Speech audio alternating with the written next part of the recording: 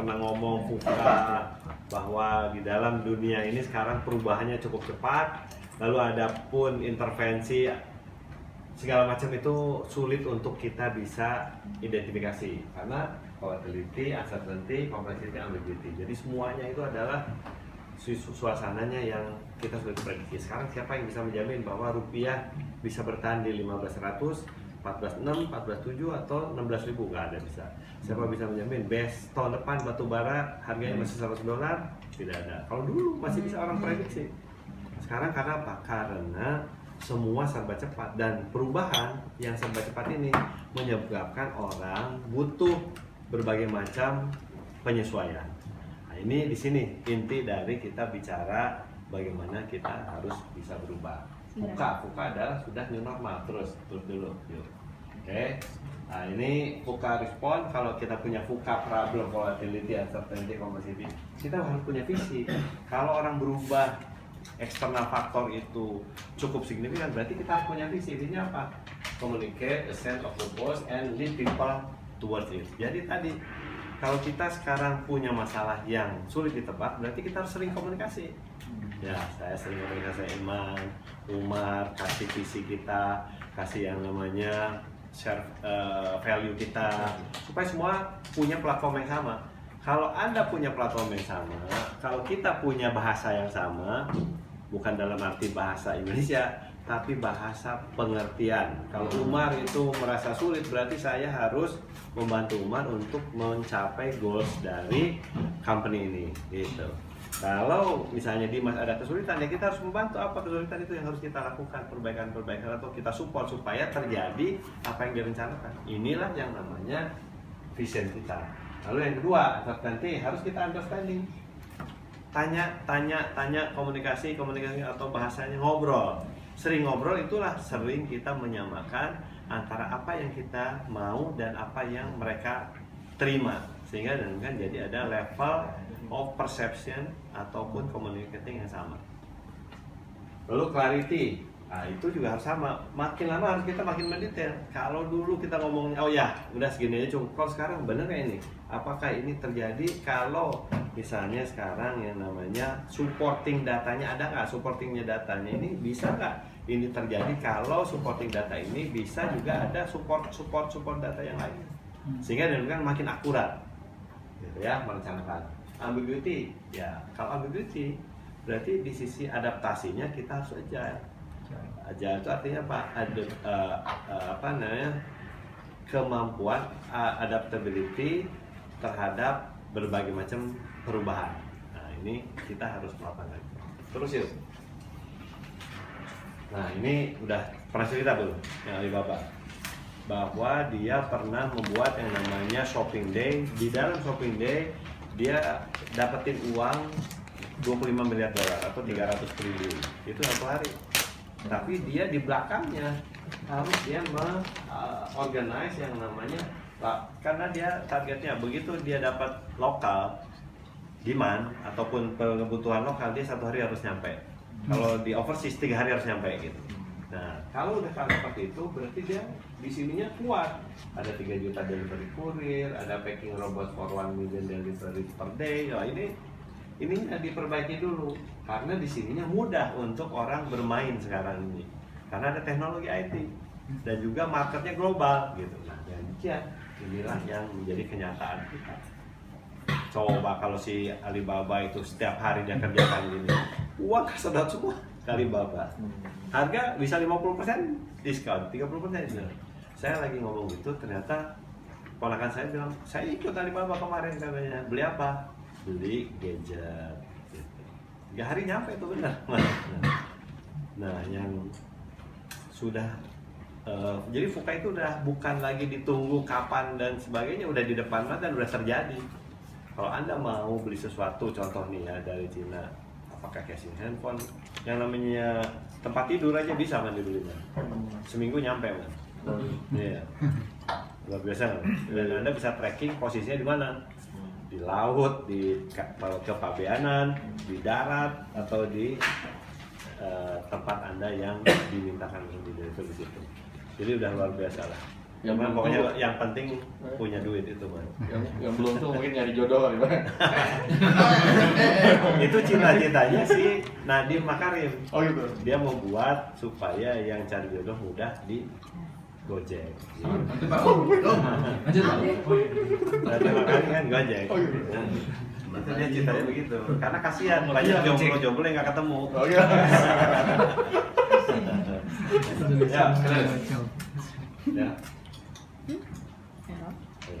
Error sih. Wah ini, Yang pasti tadi bukan Ayu yang kesindir jomblo kan? Oh iya, tiba-tiba ini. Kok nggak nge-loading lagi? Atau tadi yang foto tadi boleh? Foto yang tadi Pak. Ya, belum ada. Atau udah bisa. Nah, tadi kan kita mau jadi winner. Kalau mau menjadi winner, berarti kita harus bisa melakukan berbagai macam exercising agar menjadi winner. Sekarang jangan jauh-jauh. Coba Mas, Anda kan penggemar bola. Kenapa Indonesia kemarin kalah? Juara Asia siapa kemarin? Korea. Korea. Nah, kenapa Indonesia lawan Korea? Korea yang menang. Kurang semangat Pak. Nah, oke, semangat. Dah, apa lagi? Kurang fokus. Oke, terus Nasib intinya kali ya. nasib itu dikebelakangin dulu. Skill. Apa ya? Exercising. Ya, exercise. Ya, kurang latihan. Nah, yang kita lihat biasanya juara dan tidak juara kan hanya di sini. Juara 1, juara 2, tapi apa yang dia lakukan sesungguhnya? Disinilah yang dia lakukan, yang tidak pernah ada orang yang mau memahami dan mengetahui apa yang dilakukan. Jadi kalau tadi si Pak Hadi itu merasakan Umar tuh setengah mati mau berubah, gitu. Apalagi dibilang ini masih belum sempurna, wah kecewa berat ya. Tapi mereka nggak lihat yang di bawahnya. Nah, Padahal udah nyampe ke dukunnya.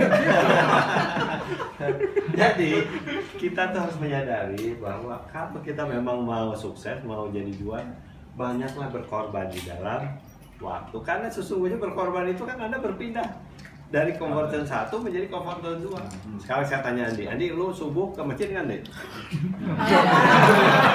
Masih tidur di rumah ya? Jawabnya aja lama Pak. Nggak yakin ya? Hah? Hah? Anda mau nerapin kayak ilmu ini? Itu aja dulu. Wah, kita coba ya nanti. Jadi, di dalam Anda berlatih, Anda mengorbankan kenikmatan, kenyamanan yang sebetulnya itu adalah persepsi. Nanti saya jelasin. Ya, kenapa?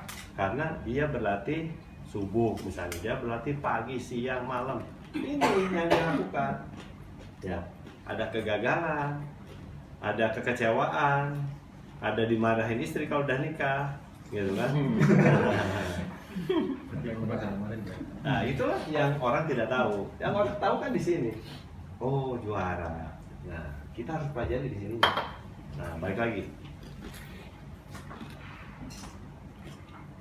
Ikut. Terus.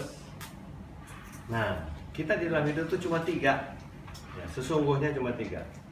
Bahwa kita orientasinya benar, hatinya nyambung, gerakannya terjadi. Kalau Anda 3-tiganya itu nyambung, beres. Ya, kenapa? Karena manusia itu 3 digerakkan. Satu adalah orientasi, yang orientasi itu adalah higher purposes. Anda hidup, Anda bekerja, Anda nikah. Nah, contoh Lin. Iya. Nah, sering cekcok nggak sama suami ini? Ya. Pakailah. Liman tuh udah nunggu. Nunggu lemparan Pak. Itu bukan saya yang ngomong Pak. Kalau saya ngomong nggak percaya Pak. Kalau Iman yang ngomong percaya. Ya. Jadi kalau itu terjadi memang biasa. Sekarang coba saya tanya, Bas, lu kan udah nikah lama kan, Bas? Sama yang mana gitu Bang? Iya kenapa Pak? Waktu Anda sebelum nikah sama sudah nikah, anggaplah sebulan sudah nikah dengan yang sekarang, beda nggak persepsi Anda terhadap istri? Jauh. Beda banget. Beda. Kenapa? Karena semua ada di dalam pikiran kita. Gitu. Anda dulu mungkin terlalu banyak nonton telenovela sebelum nikah. Yang namanya nikah itu ternyata ya begini, ya kan? Sebelumnya, nah nanti kalau saya ceritain banyak silat itu jadi kawin tadi. Ya, jadi apa yang kita pikirkan dengan realitas itu kadang-kadang, bukan kadang-kadang, 100% pasti berbeda. Kenapa? Karena orientasinya yang belum searah. Kan 3 kuncinya. 1, kita orientasi yang benar. Yang kedua, hati kita sungguh-sungguh. Ketiga, kita gerakan badan. Nah, itu 3 itu. Jadi kalau ada problem terhadap tadi, berarti ada yang salah waktu sebelum menikah. Iya. Orientasinya dulu tadi saya bilang terlalu banyak nonton telenovela. Jadi kayaknya indah aja telenovela. Kayaknya luar biasa, wangi terus gitu kan. Terus ternikah kentut keluar. Ya, asli yang keluar. Nah itu. Ya. Nah, jadi kalau kayak begitu berarti kita punya 3. Kenapa UTI ini melakukan ini? Karena kita punya 3. 1 adalah fondasi. Yang kedua adalah value-value di dalam keseharian, di dalam berbicara, di dalam kita berkomunikasi, di dalam kita memberikan solusi. Ini yang keluar. Dan ini adalah orientasi hidup Anda. Dan camkan bahwa kita punya 3. Kalau bermasalah dalam hal keseharian, paling mudah apa?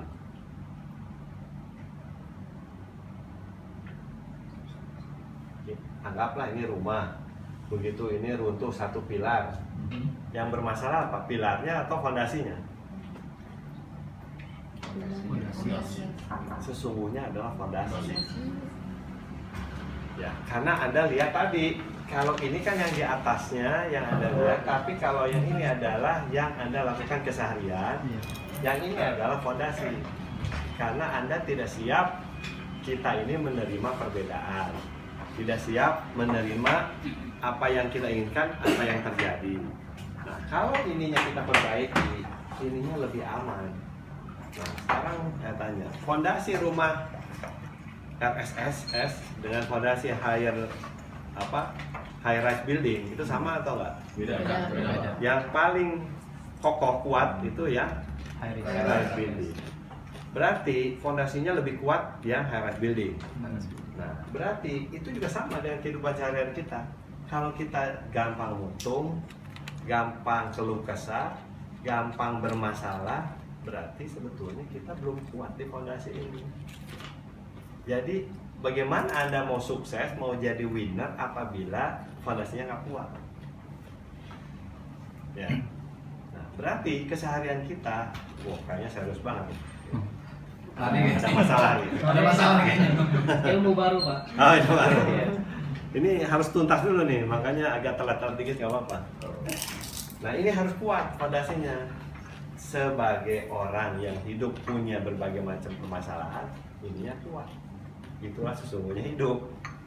Kalau Anda merasakan di sininya, itu Anda nggak akan bisa menemukan perbaikan yang permanen. Tapi kalau Anda punya hal yang Anda bisa identifikasikan sehingga Anda sadar bahwa fondasi saya nggak benar, ini perbaikan yang benar. Apakah fondasinya bisa cepat? Hari ini ada masalah, fondasi benar yang hari ini. Begitu atau sehari-hari kita beresin fondasi terus? Harus Terus-terusan. Kenapa? Karena beban Anda tidak akan pernah berhenti.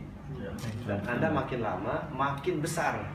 Contoh lah, Basuki waktu dulu misalnya cukup jadi supervisor, begitu jadi manajer, begitu jadi GM, wah tambah berat. Bener nggak, Bas?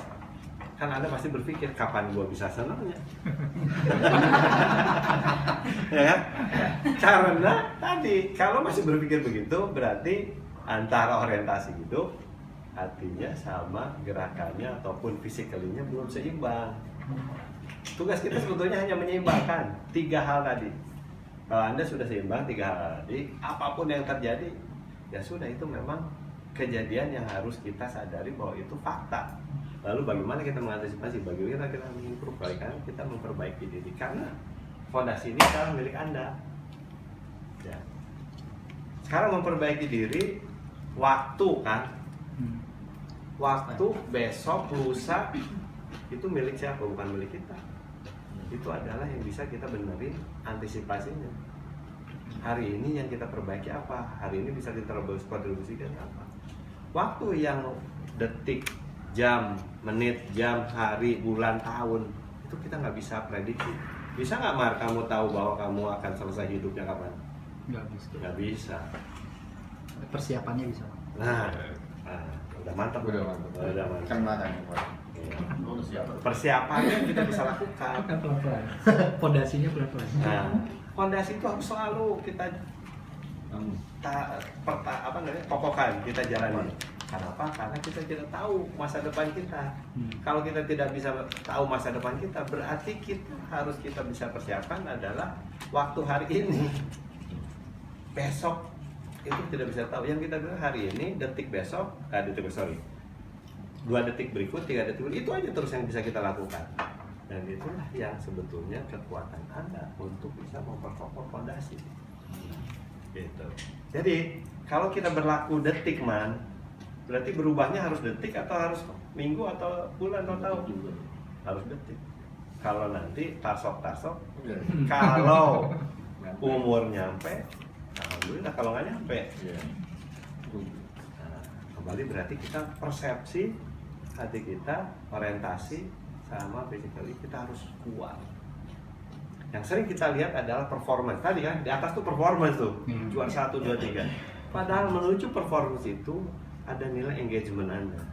Contoh gini, saya mau performance yang namanya produksi lancar dan hebat, tepat waktu, kos paling pendek. Tapi saya nggak mau engage, saya nggak mau melakukan review, saya nggak melakukan perhitungan, saya nggak mau melakukan planning, saya nggak mau melakukan kontrol. Bisa terjadi nggak?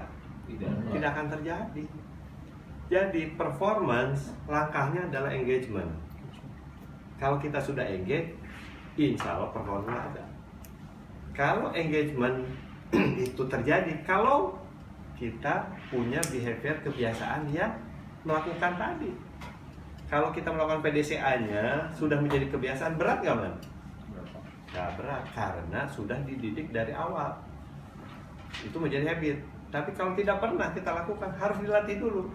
Menjadi habit baru, itulah yang namanya engagement terjadi. Nah, kalau behaviornya kita tidak perbaiki, berarti kita ada yang salah. Yang salahnya di mana? Coba, tip. Kan tadi udah panjang lebar tuh. Kalau ada masalah behavior, berarti salahnya di mana, Tip? Yang belum diperbaiki. Fondasi atau mindset kita. Orientasi kita, mindset kita belum benar. Kalau itu udah jalan, pasti terjadi, karena yang namanya manusia punya potensi yang luar biasa, itulah to be the winner. Ya, jadi ini 3 hal konsep yang harus Anda pahami. Lalu kenapa kita pakai meaning statement of work dalam kita menyantolkan keseharian kita di dalam bekerja? Apalagi kalau Anda orang yang berketuhanan. Ada nggak yang nggak punya Tuhan? Kalau punya Tuhan kita kirim ke Rusia dulu. Harus kan, benar nggak? Wajib itu Pancasila. Apalagi Anda kaitkan dengan keyakinan Anda, ketuhanan Anda. Wah, itu luar biasa di sininya. Ya, ini kan nggak bisa ngomong bahwa lu harus percaya Pancasila, kan nggak mungkin. Makanya kita ngomong we deliver energy for a brighter world. Apa yang Anda kerjakan itu adalah menyumbangkan kebaikan buat dunia, karena kita melakukan di dalam bekerja ini untuk mengangkut batu bara untuk listrik untuk orang bisa hidup lebih baik. Kalau diniatkan itu luar biasa. Ya, jadi ini yang konsep pertama. Berikut, yuk. Kayaknya Ayu paling lancar nih makannya.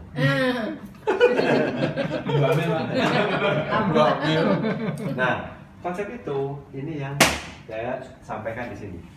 Orientasi kita harus benar. Ya. Lalu yang kedua adalah inner power drive ini. Ini inner power driver itu adalah sebetulnya Anda sudah punya di dalam badan Anda. Tapi Anda punya limiting belief. Yakin nggak limiting belief? Itu ada. Ada. Pasti. Kenapa? Karena kita punya experience, kita punya pengalaman sekolah, kita punya pendidikan dari guru, orang tua, sekitar, lalu kita juga punya pembeda, komparasi. Nah, itu yang kita sudah terjadi bertahun-tahun, berpuluh-puluh tahun. Ya, kalau ada orang yang sering marah, kita harusnya ngelus dada. Kasihan berpuluh-puluh tahun dia ngeluarin energi yang sebetulnya buat dia itu tidak nyaman, tapi karena dilakukan terus-terusan sehingga menjadi kebiasaan yang tidak akan cepat berubah. Kalau berubah, yang saya sudah biasakan 50 tahun, berubahnya harus berapa tahun kita perbaiki? 50 tahun lagi. Lama. Ya. Tapi kalau kita benahi di sini itu bisa lebih cepat. Tapi kita harus yakin. Nah, nanti ada ilmunya. Berarti limiting belief itu kita harus hilangkan. Nah, limiting belief si Andi karena dia nggak mau ke masjid subuhan. Ya nih, karena sudah dilakukan berpuluh-puluh tahun sejak Anda akhir balik. Berapa tahun dia umur Anda kali? 29 lah. 29 Ya. dikurangi Akhir balik. akhir baliknya berapa? 13 lah. 13. Hah? Bukan 10 ya? 16 tahun. Lagi 13. 16 tahun sudah tidak membiasakan diri ke masjid. Masih mendingan di saya juga baru tobat kemarin. Jadi, nah, Subuh Pak, subuh ada Pak. Ini baru pulang ke rumah. Bukan tahu. Baru apa Mas? jadi untuk itu kita harus sadari dulu. Nah, tapi menyadarkan itu paling gampang adalah memperbaiki mindset. Lalu inilah yang harus ada perbaikan atau fondasi tadi. Gimana coba cara memperbaiki fondasi? Paling simpel man. Paksa.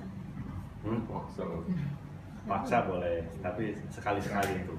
Yang paling mendasar adalah Anda Introspeksi. harusnya introspeksi atau bahasa agama tadi apa istilahnya tuh yang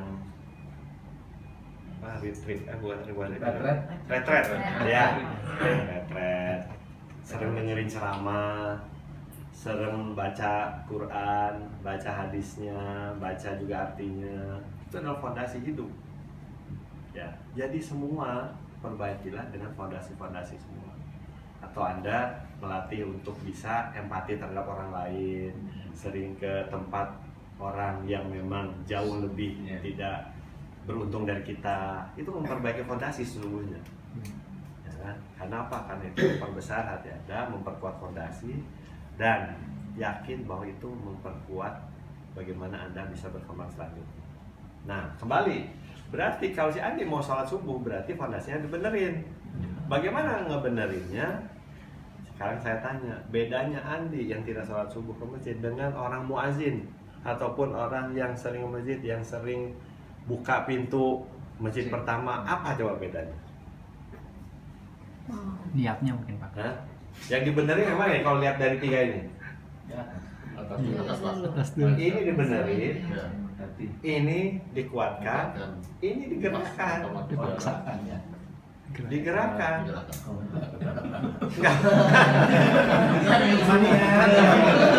Kakinya nggak boleh. Kakinya nggak mau jalan. Nah, itu benar.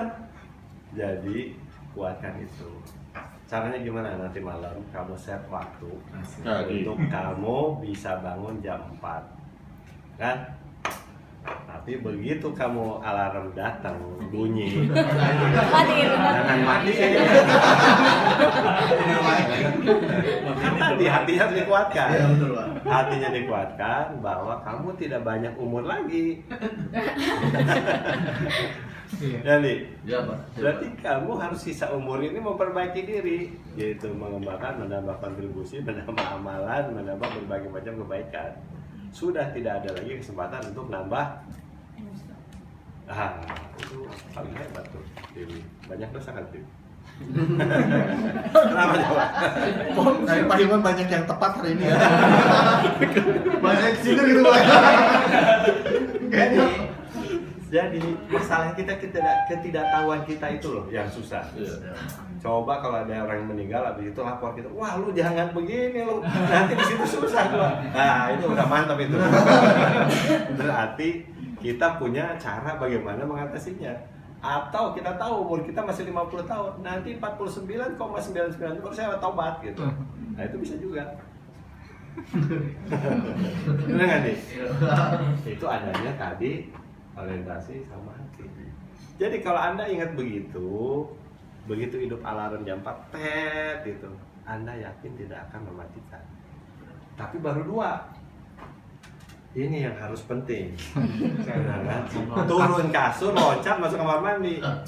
Ini di muka tidur lagi. Ya. Jadi kalau itu ada bisa terjadi. Kalau itu tidak ada sampai kapanpun Anda aduh, pokoknya saya target lah tahun depan saya akan berubah buat yang namanya resolusi 2019 saya harus melakukan ini. Begitu nanti 2019 akhir tahun 2019 sama lagi saya lagi saya banyak yang kesindir kan. Resolusinya tidak akan terjadi semua. Karena apa? Karena Anda baru mengatakan di dalam hati bahwa mau begitu, tapi Anda tidak gerakkan kaki dan tidak dirubah. Yang namanya orientasi hidup. Gitu. Paham? Nah, jadi kalau ada itu hati komitmen, kaki gerakan. Karena apa? Biasanya terkait dengan nanti. Nanti itu adanya di mana? Persepsi kan? Teorinya kalau mau berubah, ada langkah yang teringat mau berubah.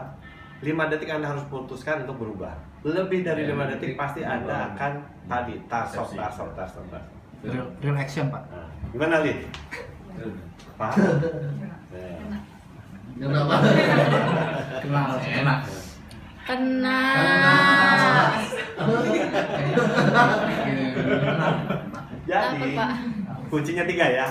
Orientasi dirapikan, hati dikuatkan, komitmen, kaki digerakkan, badan digerakkan. Dah, itu adalah merupakan physical encouragement supaya Anda bisa action. Dan kalau ada hati, sebetulnya Anda di dalam hati itu ada inner power yang luar biasa. Cuma kenapa nggak mau berubah? Karena Anda ada tadi mikir dulu sama Pak, dimana di dunia itu begitu juga manusia. Orang yang sukses dan tidak sukses itu hanya adalah bagaimana dia bisa memutar yang namanya persepsi atau memutar mindsetnya supaya bisa lebih baik. Ah, itu bedanya cuma itu aja antara Anda dengan yang lain, atau orang yang sukses dengan orang yang tidak sukses, orang yang memperbaiki diri dan orang yang tidak memperbaiki diri. Gitu. Paham, Tim? Coba bagaimana?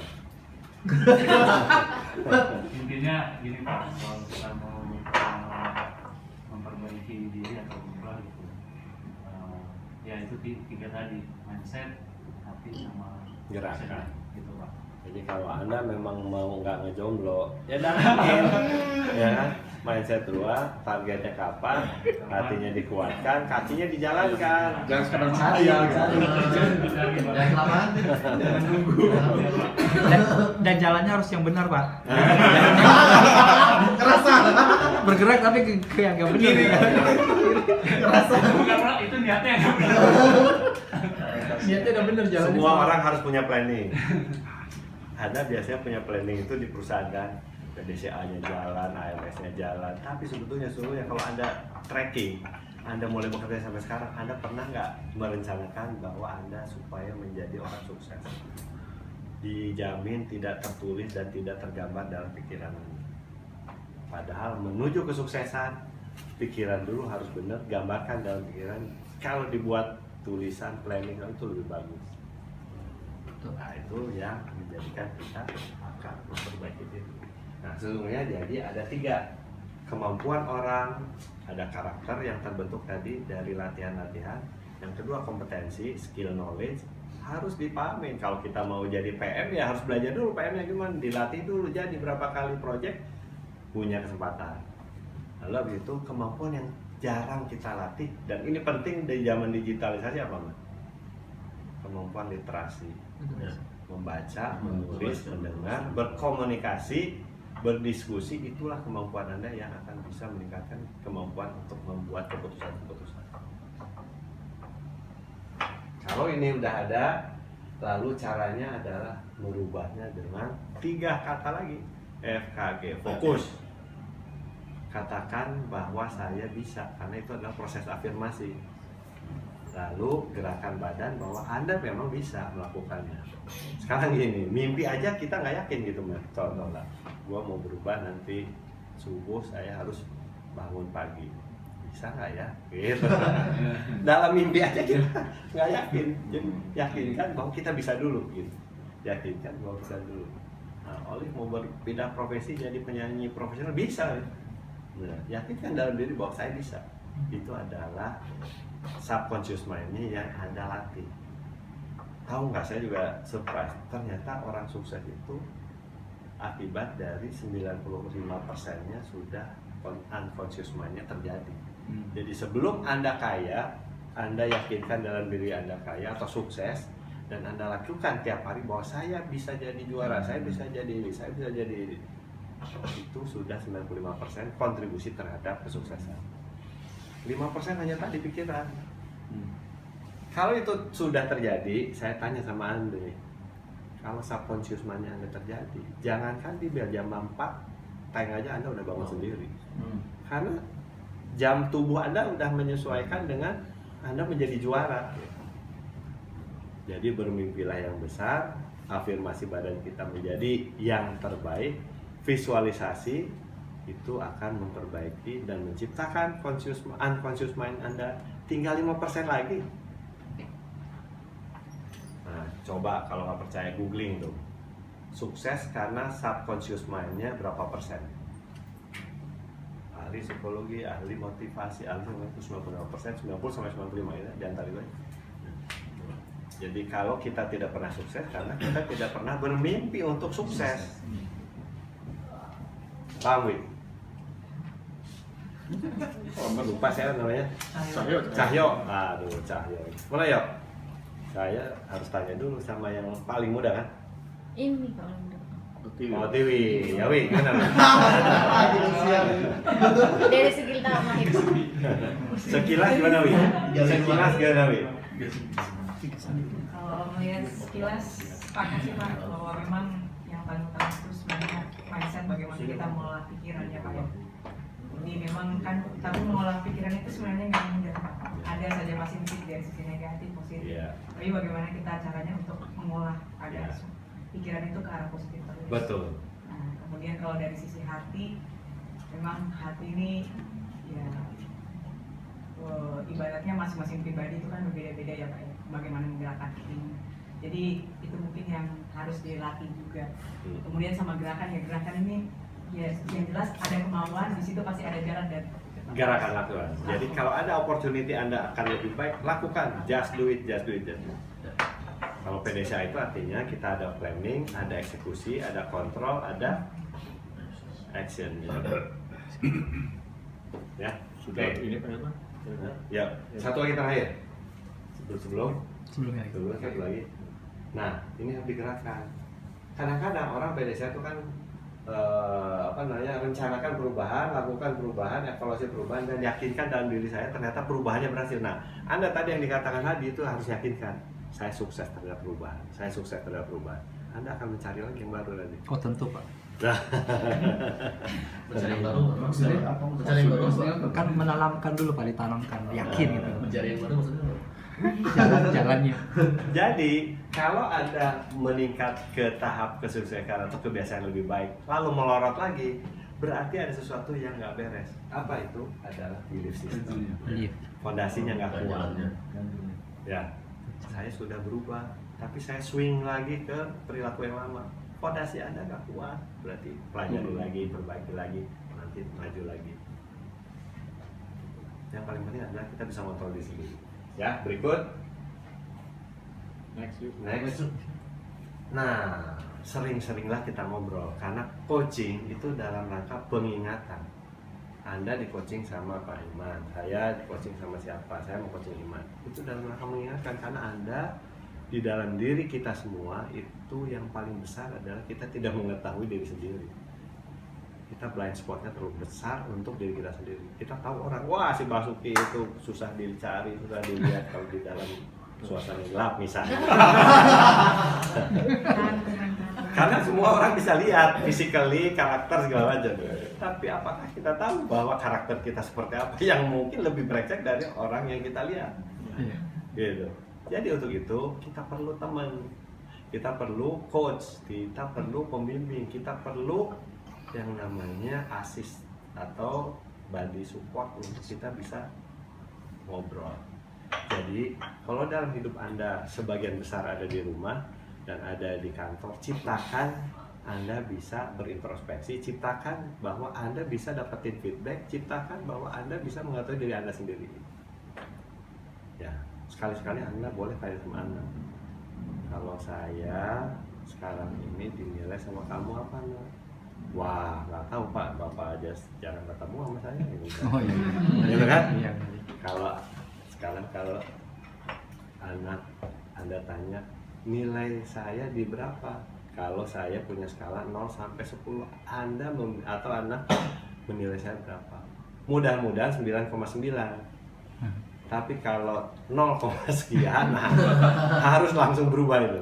Karena itulah fakta hidupnya. Ya, jadi di dalam perusahaan, di dalam rumah tangga, di dalam lingkungan yang Anda sering lakukan interaksi, bukalah sebanyak-banyak kemungkinan untuk bisa berkomunikasi. Dengan komunikasi, memberikan feedback, memberikan satu apresiasi, melihat opportunity orang, mencari potensi pengembangan diri saya, latih, oh itu luar biasa. Anda langsung carikan dan langsung mendapatkan feedback, itulah yang awal bagi kita untuk kita bisa berubah. Dan kalau Anda bisa lakukan secara individual, menjaga bersahabat dengan siapapun, cari sahabat yang Anda bisa berkomunikasi, mulai dari situlah asesmen diri Anda. Kan? Kalau itu sudah ada, berarti Anda menjadi orang yang sehat dari sisi kepribadian, hatinya, emosionalnya, lalu punya motivasi dan spirit baru, engagementnya bagus, level personal dan profesional, potensial. Lakukanlah bertahap, building trust. Kalau ngobrol jangan pertama ngobrol udah lu pakai nomor berapa ya? Itu udah nggak ya.